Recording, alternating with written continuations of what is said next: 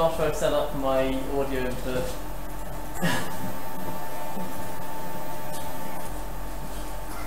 Right. Looks to be working. Good. Mute that. Mute that. Okay. Ooh. Right. Good evening, everybody. I think I know all of you, pretty much, just about. I'm Peter Barnes, M0SWN. For some reason, this is my second talk running. It just doesn't happen very often. But I'm going to be talking about YOTA, Youngsters on the Air. And I won't bother explaining what it is, because you'll find out in this slide. Okay, so this time, a year ago, just over a year ago, I went to the RSGB convention with Andrew. It was a very good event. I'd recommend going to it. It's happening again this year, Milton Keynes. So it's a few days of talks about amateur radio things. But one of the things that I found out about for the first time there was YOTA. So the RSGB have a youth committee made up of young people and run by a young person. And they came to the convention with a little money pot, asking for money, because they're young people and don't have any money. Specifically for, I don't know if it was for YOTA in the UK, I don't know if it had been announced then, but it certainly ended up being used for that. So you gave them some money, they gave you a badge, and that was the end of that. But that was the first time that I heard of YOTA. Didn't know what it was before then. I don't think many people knew what it was, from what I've gathered from speaking to people, really. I think this year has been the first year it's really been pushed by the RSGB, obviously because it's in the UK. So, shortly after, shortly after convention, I decided I wanted to work towards my full license, and I signed up for the Bath-based amateur radio, Advanced Distance Learning course, BBADL. The course was run by no other than Steve Hartley, who is an RSGB board member, and I think he used to be the chair of the board. Very interesting person, a lot of knowledge, and he was allocated as my sort of personal tutor in a sort of group of 5 or 6 tutors. So off I went to start learning about the advanced topics. At some point I received a letter through the post, and the letter said something along the lines of, "You're a young person, fill out this form and send it to the RSGB, and you might be able to go to London and play radio for a week." I thought, okay, that looks interesting. So I filled out the form, I sent it off, and I forgot about it, as you do. Then a few months later, in one of my sort of feedback messages from Steve about some tasks I'd done, some quiz I'd done on the for the course, he says, "Oh, by the way, I've looked at your YOTA application, and I think it's really good." So I thought, okay, okay. Okay, so that's interesting. So I've got a little bit of a head up there. So I've managed to make Steve Hartley like me, and he knows I've applied for YOTA, and he actually has some power because Steve Hartley is the YOTA coordinator, project manager. So he's in charge of the whole thing. Mute your live stream. Okay. What is YOTA? Because I still didn't really know at this point. We knew it was a week in London talking about radio, but I didn't know exactly what it might involve. I check my live stream now. Have I not switched over the? Oh, I have. That's right. Okay, sorry about that. So yeah, I didn't know exactly what the event would involve, what I'd be doing. So. YOTA's actually been going on for 5 years now. The first one was in Belgium, and the rest of them have been all over Europe, hosted by different countries. The general idea behind it is a gathering of young people. The number under 26 has popped up a few times, but it isn't really a hard limit, who gather somewhere in Europe once a year to do something radio related. It's not set in stone. There's no sort of YOTA guidelines as to what you do. It's up to the host country, and there's been quite varied experiences from different places, from not really playing radio that much to only playing radio, and lots of varied things. They tend not to send the same people, but they actively avoid sending the same people. So I think about 4 out of 5 people this year had never been to YOTA before. It was the first one. And these people are taken all the way from the IARU Region 1, which as you can see is all of Europe, quite a lot of Asia, quite a lot of Africa. It's a big area. It's a ridiculous amount of logistics involved in making sure that 80 people from 26 different countries, from 3 different continents, all make it to London on the same day with all their balfangs and their local dishes for the intercultural evening and all of this stuff. They've all got to be picked up from the airports, multiple airports and train stations and tube stations, but they did a fantastic job. Most people got there, apart from, I think it might be the Albanians or someone got held up by visa problems, but most people got there on time. It worked out very well. Okay. Yeah, so what's it for? Why do they bother putting on this event? Well, it's all about STEM, and it's about young people. The idea is it's got a huge impact on people who go, and it's also trying to have a huge impact on people who find out about it and they watch it and they follow it on social media. So for the people who go, you get to try all these different things for the first time. You get to see all these other young people who are interested in the same things as you, even if they're from a different continent, it's a really good experience, and you develop a lot of new skills. So what about this year? What was this year all about? So it's the first time that the UK have hosted Youngsters on the Air. Never happened before. Might not ever happen again. Who knows? There's a lot of countries in Region 1. It took about 2 years to organise it. I had a lot of conversation with Steve about, because he's sort of been there from start to finish, and originally we were going to try and host it last year, but there was problems with funding. And what really made the difference was the community, the people in this hobby who've donated so much money from so many different places. They've gone around to clubs, they've gone around to companies, and there's just been a huge amount of support. So most of the money that's been raised has come from either clubs or individuals or companies. We had quite a few so-called super supporters. So we had Martin Lynch and Sons, Sota Beams, and a few others who sort of helped on a sort of larger level. And Gilwell Park. Gilwell Park was the sort of chosen venue. They looked around a few places and thought, these are alright. Scout places came to mind because they wanted some open fields for ARDF and accommodation, things like that. But the main problem was the radio station. So they'd have to pitch up, and from nothing they'd have to sort of set up this huge station for all these young people. And Gilwell Park is perfect because, as you'll see in a second, they've got a permanent shack there. And yeah, I used to be in different countries. So what did we have planned? These were sort of the main events we had planned. So a big radio station, which is going to be running all week, all day, a lot of the night. Bletchley Park visit, Science Museum visit. A lot of the people from the different countries had never been to London before and they wanted to see all these things. And Bletchley Park with the National Radio Centre is a great place to visit. We had our ARIS contacts, so that's a space station contacts.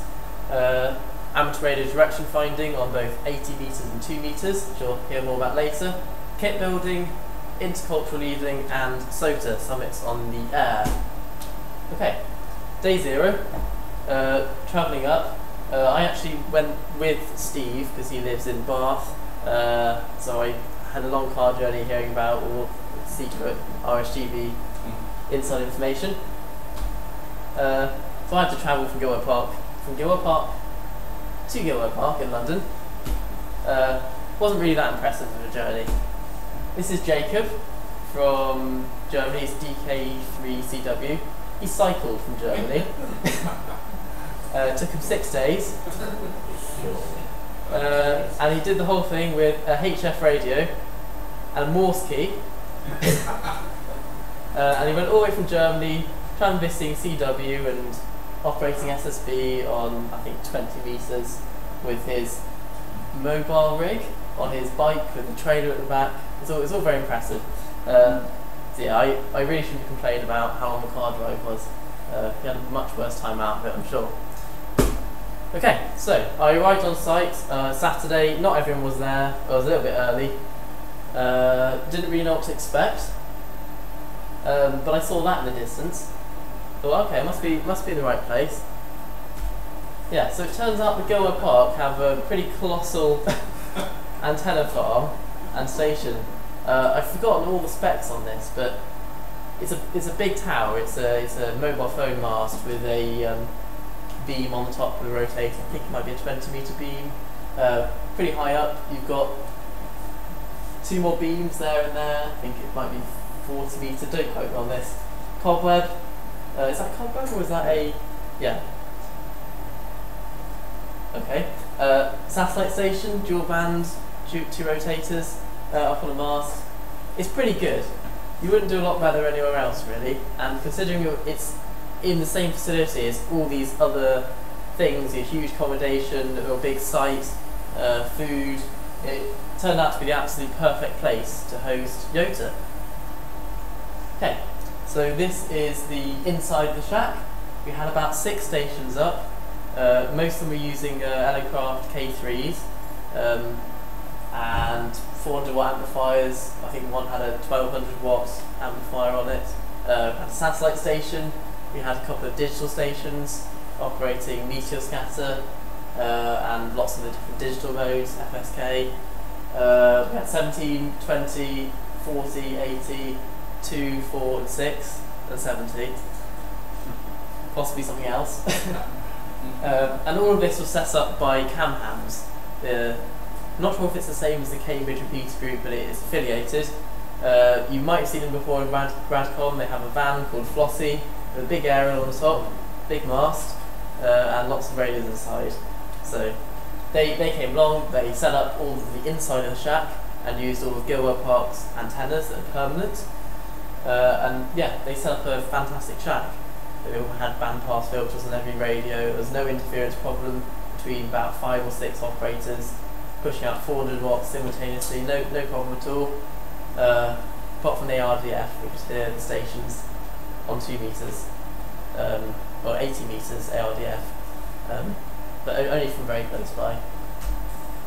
Oh, skip on. So yeah, it was a fantastic station, and it was worked all the time, all day, every day. And as I said, a lot of time into the night as well. So they were pretty busy people, the CamHams, and they were there the whole time operating the shack and showing people around. Okay, don't know what day this was, but one of the first sort of things I got to do, this might have been Monday, was build. Yeah? Yeah. Was build this kit. So this is a ground plane antenna provided by SOTA beams. It's designed for SOTA operations, some of it's on the air. So it's a very lightweight 17 metre antenna that folds up around this piece of plastic. It's got integrated coax on it, integrated guy lines on the radials. So all you have to do is get a 7 metre fiberglass pole, SOTA beam pole, put it up, you shove that on, and that triangle piece with the circle cut out of it slides down the pole. It gets stuck at the right point. So you put your radials out, you guy your radials, it supports itself, and you plug the integrated coax, you just plug it straight into radio and you operate. They make these in different bands, and they make multi-band ones as well. But it's the first time I've ever used built a SOTA Beams product, and I thought it was very good. The instructions were very clear, it came with more than everything you needed really, some extra zip ties and things like that. So yeah, that was really good fun. Everyone who came built one of these. I think most people got them finished and set them up. Mine tuned okay, and then I changed something and then it was rubbish. But John says it's okay, I think. Yeah? Yeah, tunes up fine. Tunes up fine. Okay. So I must have done something right. Anything else on that? No. Okay. So yeah, that was one of the sort of activities we had, was to build this antenna and sort of test it, and it pairs together with the kits I'll talk about next, or soon. Soon. Okay. So we went to the Science Museum. They have a robot gallery now. They have some quite cool robots. So I think that one danced, and that was quite cool because you could sort of shake its hand and things, and it was interesting. It was good fun. And I've been to Science Museum quite recently, so I thought this gallery was especially good. After that, somebody said, "Can we go to Platform 9 3/4? Because apparently that's a major attraction in London. I've never been. Basically, it's a trolley sticking out on the wall and a horde of people next to it, so you can't get close and you can't take photos unless you wait in line for an hour. But they were happy, and it was en route, so we were happy. Yeah. Right, the kit. This was one of the most hyped parts of the week. Lots of stuff on social media, lots of interest. Here it is. Okay. Right. So this is a 17 metre, also available in 20 metre online. CW only transceiver, 5 watts, with screen on it, sort of an Arduino chip, 80 mega chip on it, integrated Morse key, Morse jack for plugging in 3.5mm Morse key, headphone jack, audio gain, frequency select knob, couple of buttons, and a BNC on the end. Everybody had one of these.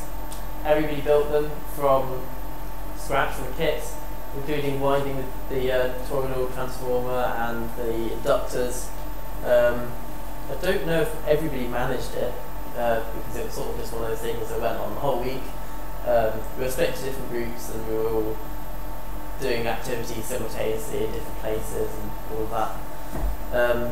Yeah, this was designed by Hans Summers, who has a company called QRP Labs. And the most impressive thing about this is the price. So that kit will set you back £37, new from his website. Full components and board kit. I think he's also selling one with a case for a bit more, but the basic kit itself, like that, fully functional, £37, which is ridiculously cheap. It's really, really cheap. It's a double-sided board with a big ground plane in the middle. Right. Okay, so I will show you a video you might have already seen. Hello, my name is Peter Barnes, M0SWN. I'm part of the UK YOTA team, and today we're building some CW transceiver kits. So we just had to start by winding these toroid transformers, which is a little bit fiddly, and then we're on to the exciting part of soldering all the components for the kit.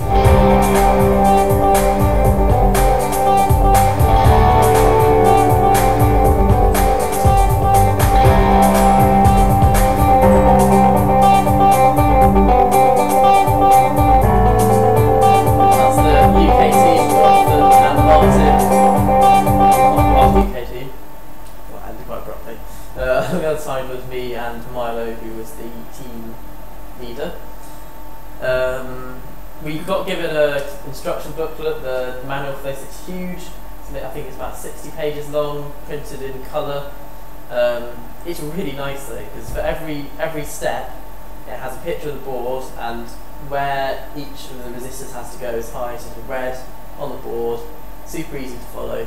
So yeah, it was nice. It's better than, I think it's better than having a sort of, here's where everything needs to go and here's a picture of the board, because it's easier to follow through. The Bulgarian team. Hello, my name is Vasilina. I'm from Bulgarian team too. How do I go? Come on. Really interesting for. Okay. So,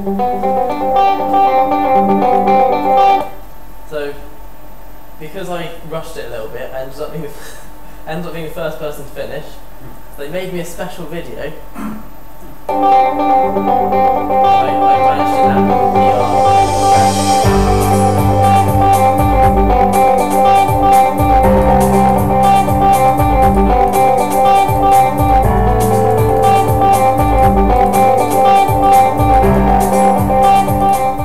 Right, so I've just called CQ on the 17-metre band, hoping to get a contact with the GB17 YOTA station. This is using the new kit from QRP Labs, designed by Hans, and you can you'll be able to see now that there is a software decoder on the screen.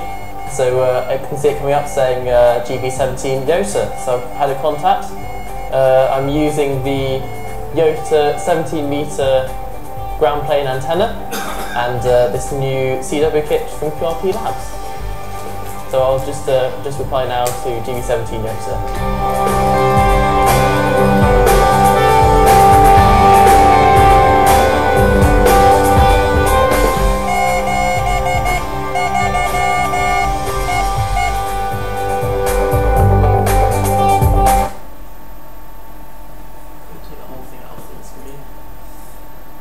Okay, so yeah, that's the kit. Everyone's very excited about it. I think it's probably sold out by now, but who knows. For the record, I'm not actually very good at Morse, but I can transmit. And the software decoder on that is very good. It was 100% accuracy. I mean, admittedly, it was basically a local net, but 100% accuracy when you had that good signal. You could completely do a CW call. I did a CW contact whilst I was talking and not trying to decode the CW. So I think that's very good, especially as it's gone into hands of lots of young people who don't necessarily know how to decode but might know how to transmit, and they've got the opportunity to learn. So, slipping forward. Okay. So one of the days of the week we spent in the shack entirely, I think. That's a slightly better photo where you can see they put up one antenna. That looks like a Yaki O'Reilly. Anyway, they put up another antenna, and we spent the whole day in the shack. Well, not the whole day, but most of the day in the shack. I think I must have operated on every band. I did some meter scatter. I did some FM satellites, some SSB satellites, which is good fun. Good fun actually. What else did I do? Which satellite did you use? Quite a few. Quite a few. I can't remember what any of them are called. They're all AO something, aren't they? Well, a lot of them are. We had a spreadsheet of satellites and their frequencies. We had a proper satellite radio which automatically adjusted Doppler effects. We had the computer controlled rotators that automatically tracked satellites. Doesn't make it easy though. It's still hard because satellite comes over and you've got to talk into it or whistle into it and find where the downlink is, and you've got to sort of calibrate your downlink frequency, and then you've got to try and find a clear channel and call CQ, hope someone comes back to you. You've only got about 4 minutes before you've lost the satellite, so it's sort of CQ, so GB17 YOTA. Someone comes back to you and you say their call sign and say, you're 5'9" for locator Juliet Oscar 01 Apple Papa, and they say, well, you're 5'9", that's it, you log it. So there's no time to waste, but it's kind of exciting. It's a bit like, it's a sort of pressured situation. I enjoyed it, but I don't know how you could do that whilst also pointing an antenna and manually tuning your downlink frequency as it goes along. You can do it, but I'll take the proper station for now, so I'm a bit better. Right, I think this was Thursday. Thursday was the ARIS contact day. So, ARIS stands for Amateur Radio on the International Space Station. It's a group of people, presumably affiliated with something, who have this kit and they organise these contacts between the space station and people on the ground, and they turn up somewhere, they set it all up, and they make sure everything goes smoothly. They operate over the whole of Europe and the UK, and I think they say they have about, it's not very many, like 4 or 5 a year that they do. It's really not very many at all. So you have to compete quite hard for astronauts' time. So they had a tower, and on the top they had 2 rotators. They had a very high gain 2-meter Yagi, it must have been, and then presumably a short one just for backup, I think, just for redundancy. Because I don't know. It depends, because unless one's tuned to the uplink and one's tuned to downlink, which is probably more likely. They also had a dish there, which was pointed, I don't know where it is, it's somewhere in the Midlands. There's a satellite receiving station with a huge dish. That picks up ham TV from the space station. So it's a full HD video transmitter on one of some gigahertz band somewhere, which transmits it down to Earth, and then they send it. It might be over the internet, I think, or it might be via direct radio link over to where the site was. And Land Rover with Kia in it, which I think they said was a backup Land Rover in case something went wrong. Or they're very, very, very, very fussy, and they should be, because they normally only get one chance. Something goes wrong, it's their fault, and everyone's unhappy. So they test everything. They were there, I think, 2 days before or 1 day before, testing satellite classes and SWR, things like that. The picture on the top left shows you the sort of shack they set up inside a tent. They have things like a spectrum analyzer in their shack. They made everyone turn off all of our handhelds, all of our radios an hour before contact. They don't want anything to go wrong. Okay. Well, it did. Yeah, it did. It broke. November Alpha 1. They put their tower up 3 times. Yeah, I think they were insane. that sounds right. Yeah.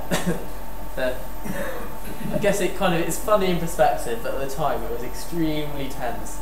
From Sierra Sierra, NA1SS, this is Golf Bravo 4, Yankee Oscar Tango Alpha, GB4 YOTA, listening and standing by for a scheduled contact with the International Space Station. Over. So that's Mike Jones. He's November Alpha 1, Sierra Sierra, NA1SS, this is Golf Bravo 4, Yankee Oscar Tango Alpha, GB4 YOTA, listening and standing by for a scheduled contact with the International Space Station. Over.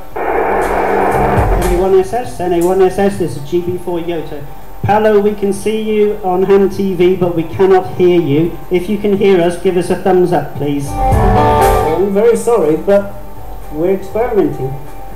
So it's an experiment. We'll see if we can find out what's happened. But at this moment, we can't hear them. Right. So, it broke, basically. He has a handheld, well, the American module has a hand, I think it's the Kenwood handheld, 5 watts, presumably an external antenna. But yeah, quite low power, but it does the job. It's been up there a very long time. Yeah, it didn't work, so we got a beautiful, clear video of him. We saw him wave at one point, we saw him look very frustrated at another point. We saw some dodgy coax coming off the handheld at some point. But yeah, so it didn't work. We got a lovely video, but we couldn't hear him. I wasn't expecting them to be able to fix that. No one was, because you can't. Who was the chap who stood next to the chap?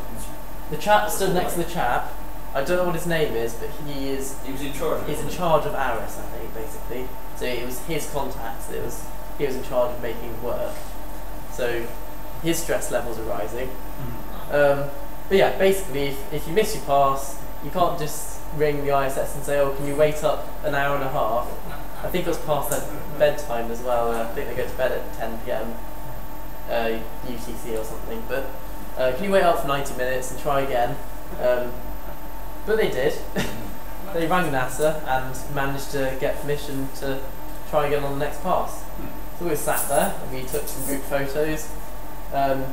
Paolo moved from the American module to the Russian service module, where they have a 25 watt, I think it's also a Kenwood, 25 watt transmitter, a lot newer, no ham TV this time, and see what happens.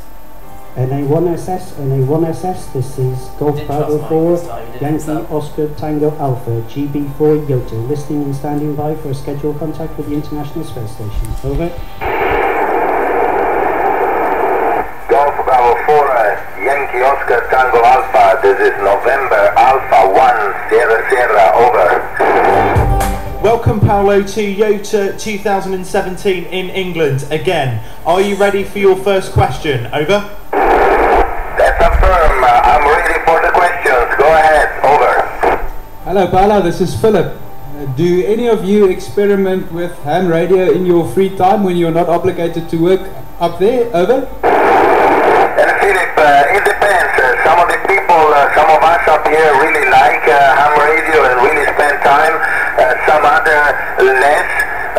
In general, we do spend a little bit of time with ham radio, fooling around and trying to contact a lot of people in the world. Over. Okay, so I won't make you watch all of this, but I'll say at this point, all of these videos, and there are lots more, they're all on YouTube under the channel The RSGB. You can also find links to them on rsgb.org/YOTA.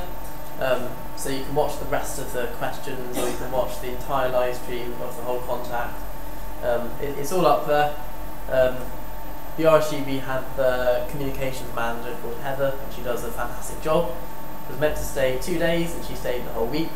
And all she did was sat in the shack on her laptop, editing videos all week. But she does a fantastic job with the media communications. Okay, so presumably the next day we went to Bletchley Park and the National Radio Centre, which is in Bletchley Park, for those of you who don't know. It's not that well advertised, I'd say. Right, so we got to play with their station. It's changed a lot since I was last there.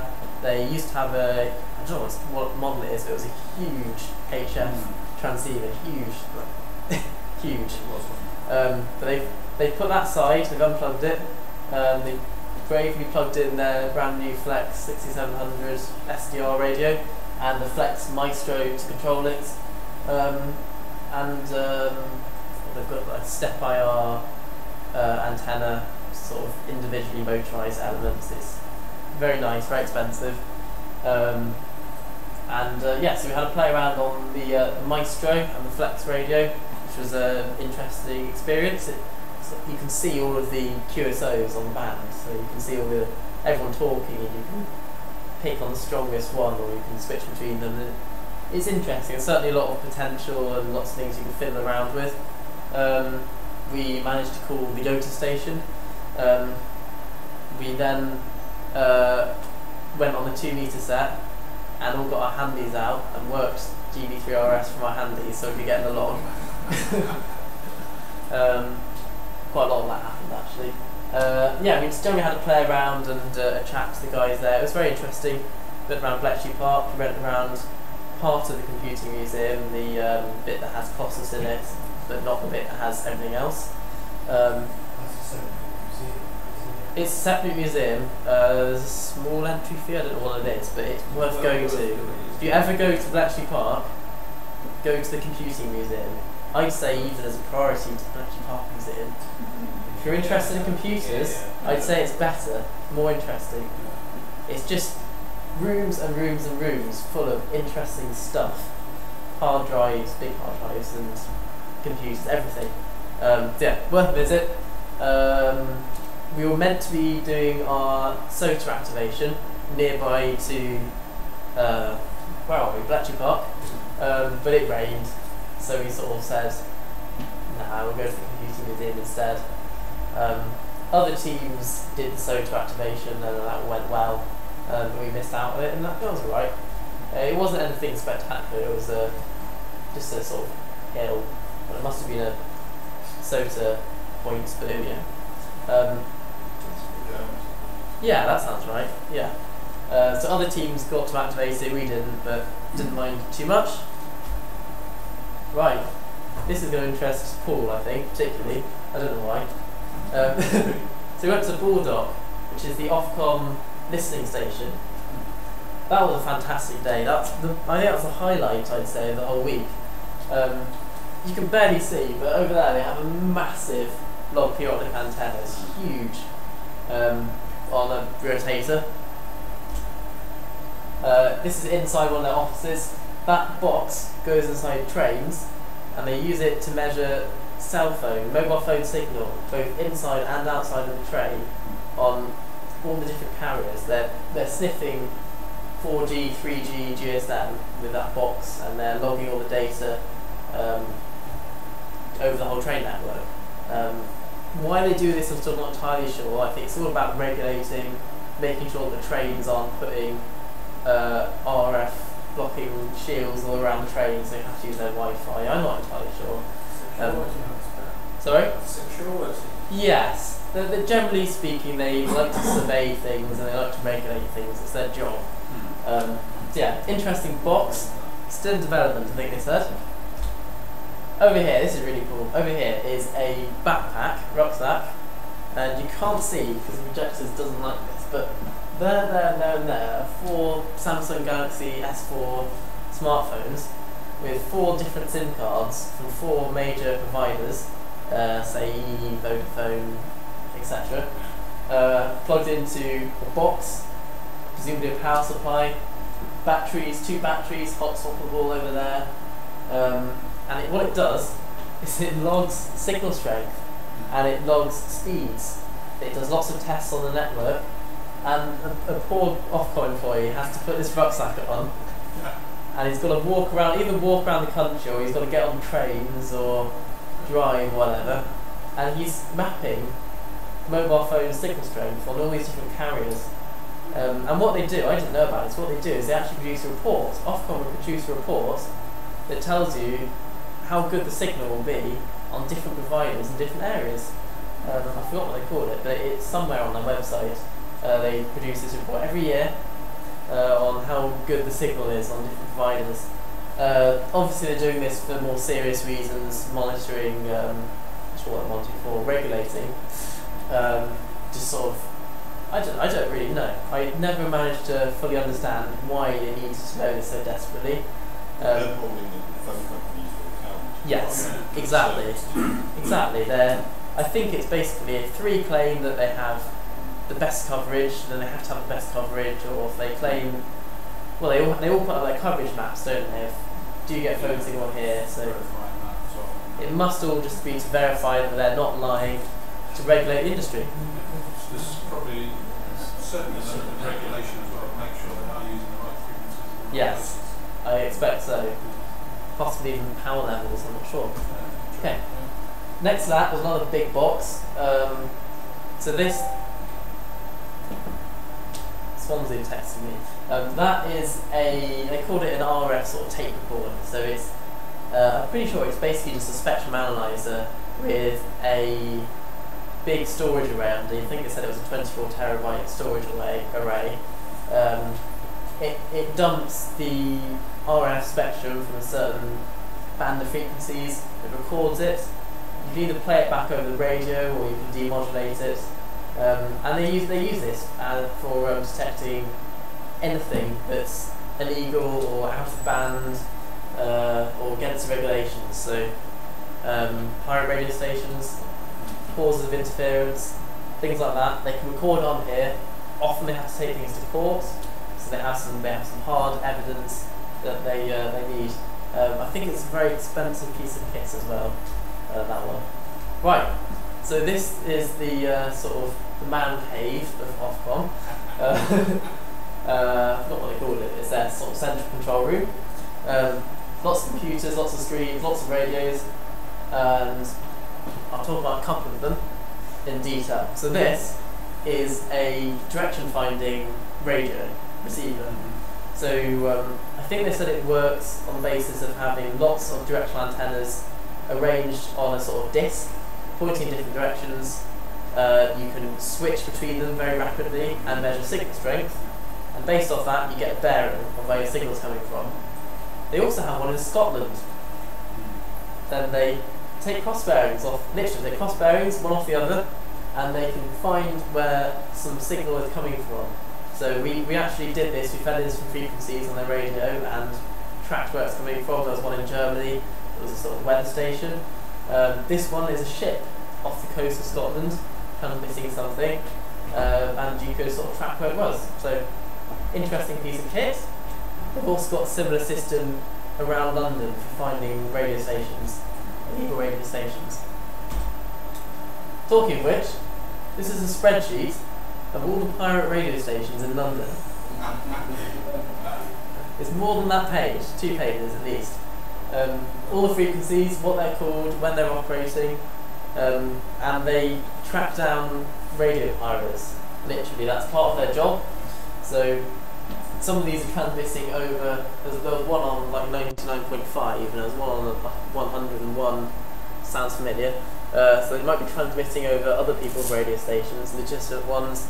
They might be using lots of power, but generally the idea is they're unlicensed. They get money through advertising, sometimes unbeknown to the advertiser that it's going on a pirate radio station. And yeah, so it's a bit of a problem, and they monitor it a lot. And they track down in vehicles, they track down pedestrian, where these receivers are. They say that often people buy the top flats in a block of flats, and they put their transmitter in the flats, and they put a little dipole on the roof, and usually they operate it remotely using a sort of microwave link or something. So you might find the transmitter but not the studio. That seems to happen more often than not. So I thought that was really interesting. As part of what they do at Ofcom. They also have a really nice drone.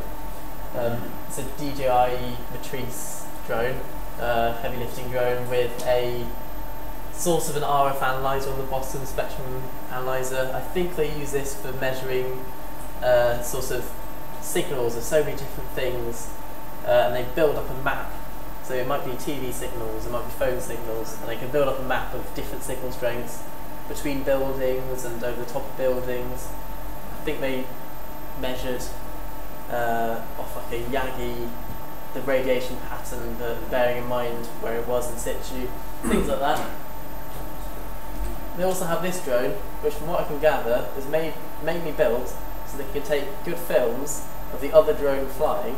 I might be wrong, but I couldn't find any piece of test equipment on that other than a camera. And then you go into their office and they show you this lovely drone footage of their huge drone flying around. I think, but I might be wrong, don't quote me on that. That looks 3D printed. It's not 3D printed, it's plastic. The middle part is quite cool. It's basically a PCB in the middle. It's a power delivery board. But these are plastic replaceable arms. It's a DJI F550. It's hex, isn't it? Yeah, hex frame. Very popular, quite cheap. Very cheap actually, those. That's supposed to be to prove photography drone taking the frequency analysis to prove exactly where it was. Ah, That's true. that's a good idea. Yeah, they've also these are pretty much off the shelf. Okay, kind of. This one is. The other one wasn't quite so much. You can basically buy this or make it yourself. It's got a GPS on it and autonomous flight modes, and it's getting pretty common nowadays. It's a bit bigger than my drone. This is an Ofcom van. It's not a Royal Mail van. They don't all look like this. Before you start thinking that there's some massive conspiracy going on, they don't all look like that. They're all different colours. A lot of them are different makes. That's an Ofcom van, and that's an Ofcom van. But this one's red. It's got a few more antennas than you'd normally expect on top of the vehicle. Even maybe for a ham radio operator, a lot of more high frequency things. There's no big HF whip going up top. They're obviously a lot cheaper than they used to be. It used to be all hand radios. Yeah, I wonder how much of it's... That's the back of an Ofcom van. They have a very nice handheld spectrum analyzer, some stuff, and up in the top, sort of underneath the roof, they have a direction finding antenna, wideband, or multi-band. It's another one of those Yagis on a disc that switches between them. And in the front, I love this. In the front, you have a radio, and you have a compass display with LEDs on it that tells you in relation to the car where the radio source you're tuned into is coming from. And here's another one that looks even more cool inside a bigger van. So it's ultimate direction finding basically. I tuned it into Classic FM and it said it's coming from over there, and you've got signal strength and you can get right there with your car.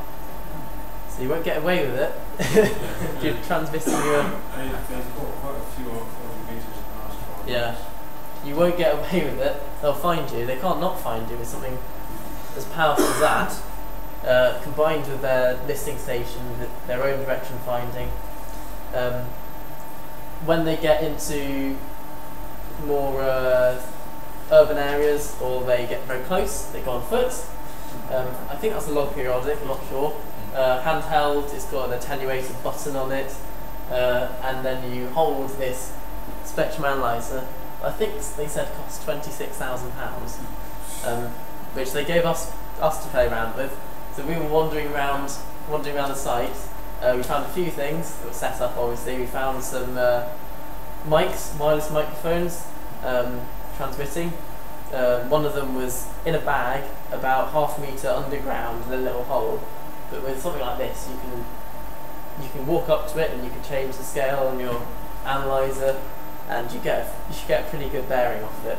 So it's a very good piece of kit. You can't hide anything anywhere where they won't find it, something like that. We also found it'll be very good for the fog zones. It just needs £26,000. But yeah, that'll be quite good for fog zones. We also found a phone, a DECT phone, but it was a DECT 8 phone.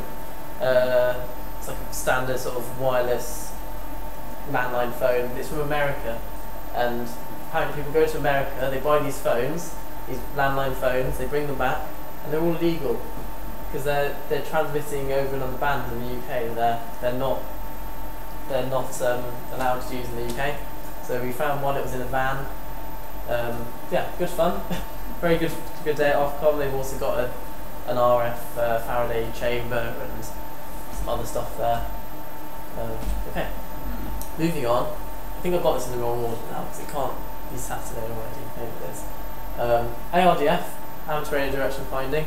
The RHGB have a sort of team, and they also have kits available. Are we alright for time? 5 minutes. Okay. Okay, so they have 2 metre kits and they have 80 metre kits available. They've got loads of them. This is the 80 metre kit.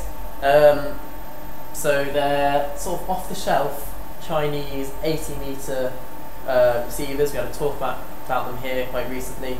Got a ferrite rod antenna, and it's got a sort of sense aerial. Come up to me later if you want to know more about that. You can buy them for about £37, I think, online. And they used homemade transmitters, which I think they make as kits. That's me, doing the 2 metre. So 2 metre is using a tape measure Yagi, like we've got outside and we use later, with an inbuilt receiver. The reason why this works, by the way, compared to what we do, is they use AM for everything. It's all amplitude modulated, which is great, because as you get nearer and it gets louder, you turn the volume down. So you don't have to madly attenuate everything, you just turn the volume down. It gets louder as you get nearer. So it's got an inbuilt receiver, it's got a little 12 dB switch for attenuation and a volume knob, that's it. And well, it's got a frequency knob, don't touch it. So you turn the volume down as you get closer. If you get very close, put the attenuation on, talking like within 10 metres close. You can track it perfectly, it's really well. But it wouldn't work on FM. So we need to have a think as a club about fox hunting, because I think we need to sort of think of something else, a system, something out. I like this. I like AM fox hunting. It's much better because you actually can trust your direction. You can get your bearing there, and you won't get it as much there, and you won't get it as much there, and you know how near you are to the volume knob. So I think it's lovely. I think 80 metres is good, but I personally prefer 2 metres because it's much easier to build your own stuff. Whereas 8 metres, everyone just buys it, and that's rubbish. So it's a discussion for another day. Oh, there you are. We're nearly done. Closing ceremony. So we had 10,386 QSOs. 15 different modes, meter-scatter, satellites, etc. 22% of our QSOs were done with CW. Thumbs up from Rex. 22%. I saw some really good CW operators. Someone made, it was like 100 QSOs in CW over the week, or that was way more than that. It was 500 QSOs. No, it wasn't. It was 950. 950 QSOs. Something like that. Anyway, 54 foundation exams were taken. People from other countries took their exams. Most of them passed, I think. And our best DX was Christmas Island off Australia, which is a pretty good DX. We also taught someone in America. Forgot who that was. That's the end of the PowerPoint. Okay, so what we're going to do now is... 1 minute. Is it 1 minute? Oh, God. Not talking. Turn the candle on. I press any more. Not a minute.